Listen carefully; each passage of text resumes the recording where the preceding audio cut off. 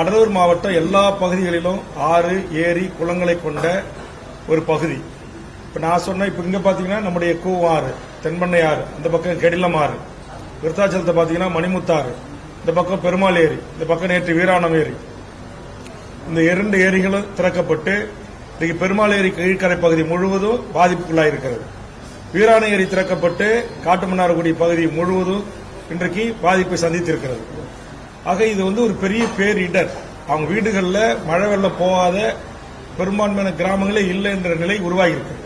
அப்ப வெள்ளம் உள்ள போகும்போது இப்ப கடலூர் முகத்துவார பகுதி, கடலூர் மாநகரத்தை ஒட்டி எல்லா வார்டுகளையும் மழைநீர் பாதிக்கப்பட்டிருக்கு. அதுவும் ஆற்றை ஓரே இருக்கிற மக்கள் வீடுகளில் மார்பளவு தண்ணி, முட்டுக்கால் மட்ட தண்ணி இருக்கு.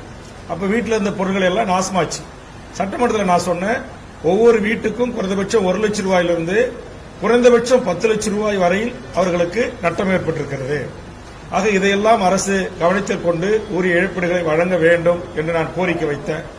ஆனா முதலமைச்சர் அவர்கள் வெறும் குடும்ப அட்டைக்கு 2000 ரூபாய் அப்படின்னு அறிவிச்சாங்க.